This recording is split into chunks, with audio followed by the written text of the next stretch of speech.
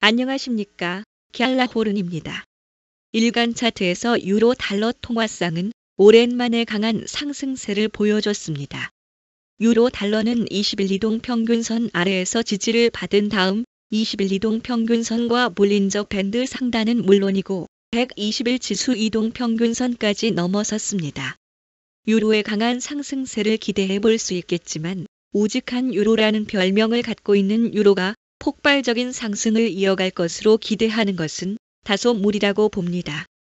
현재 유로는 지난해 11월과 12월에 형성된 고점에 있어서 이 지점을 단숨에 넘어서기보다는 볼린저 밴드 상단과 121 지수 이동 평균선 아래로 내려와 숨을 고르며 다음을 준비할 것으로 보입니다.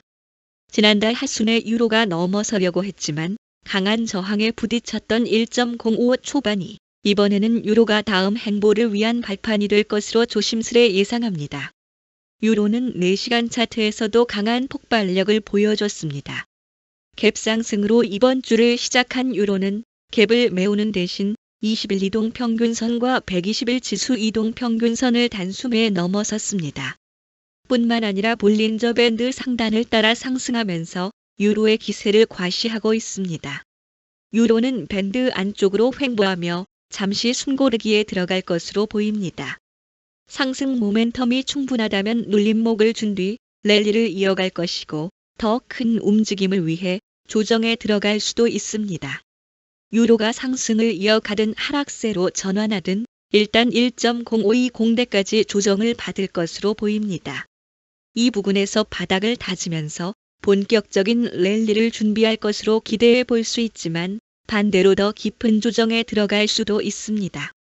유로가 다시 하락하더라도 대세 하락이라기보다는 채널 내 움직임에서 채널 하단으로 이동하는 수준일 것으로 예상됩니다.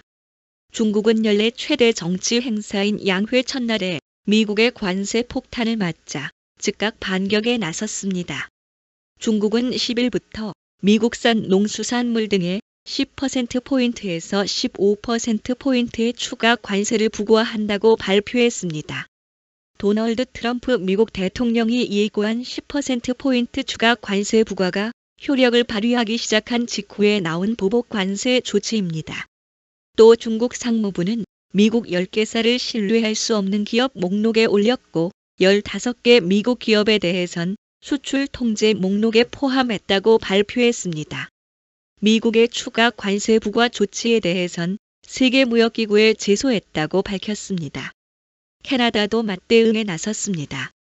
멜라니 졸리 캐나다 외교장관은 쥐스텐 트리도 총리가 지난 2월 초 발표한 보복 관세를 예정대로 부과할 준비가 돼 있다고 밝혔습니다.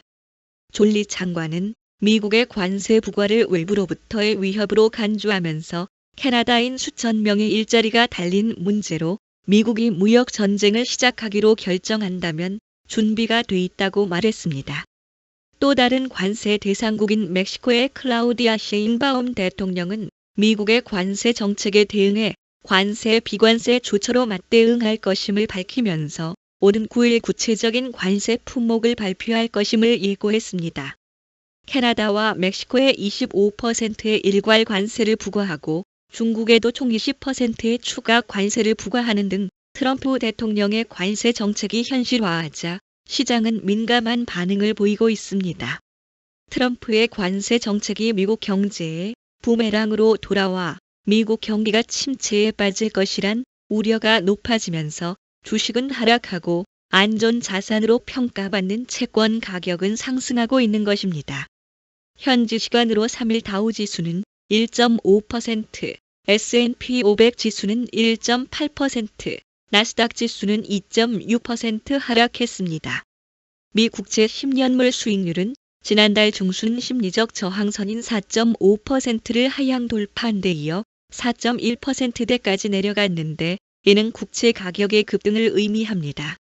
그에 반해 달러 인덱스는 약 4개월 만에 가장 낮은 수준까지 떨어졌습니다. 유로는 유럽연합이 재정준칙 완화를 통한 8천억 유로 규모의 자금 동원을 제안하고 독일에서는 5천억 유로 규모의 인프라 기금 설치 방안이 나오면서 크게 상승했습니다. 우르줄라 폰 데어 라이엔 EU 집행위원장은 유럽 재무장 계획을 회원국 정상들에게 제안했습니다. 이는 EU 재정 준칙 적용 유예 등을 통해 방위비 증액 차원에서 최소 8천억 유로의 자금을 동원할 수 있게 하는 계획입니다.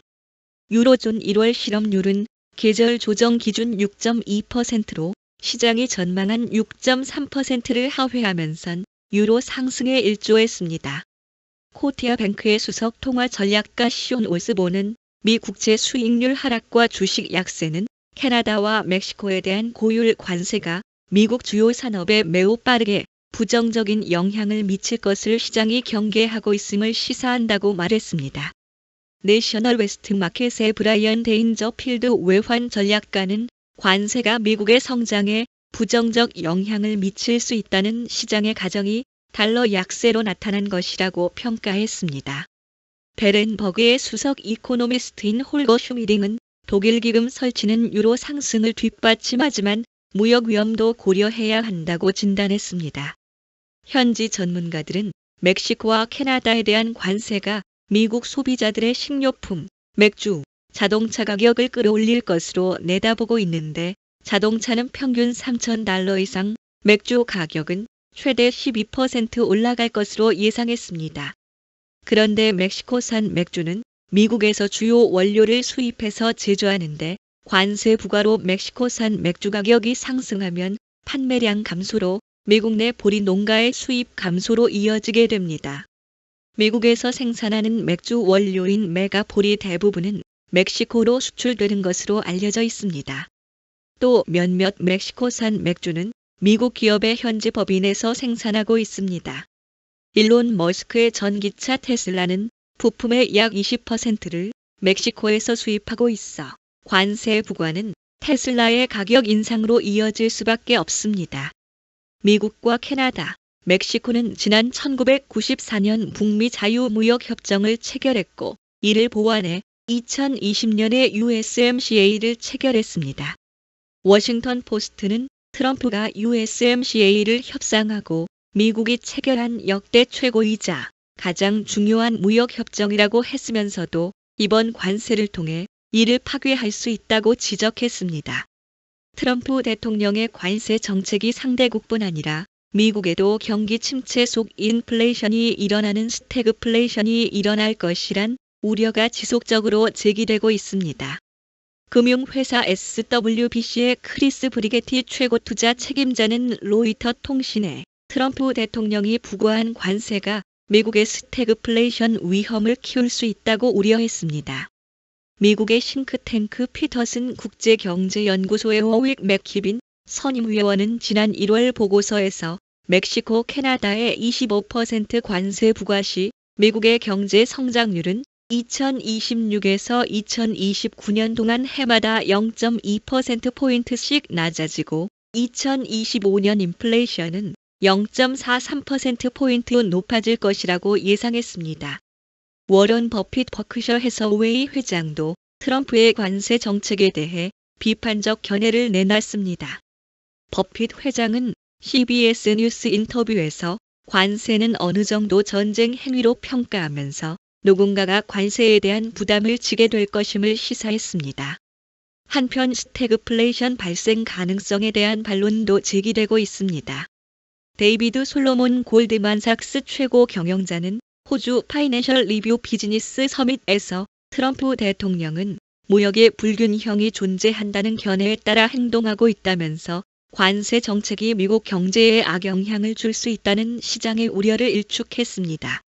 시카고 상품 거래소 패드워치에 따르면 연방기금 금리 선물 시장은 오는 19일 연방준비 제도가 기준 금리를 동결할 가능성을 93%로 보고 있습니다. 갤라호르는 트레이더의 눈으로 시장을 바라보며 투자자 여러분들이 시장에 대한 이해와 통찰력을 갖도록 도움을 드리고자 합니다.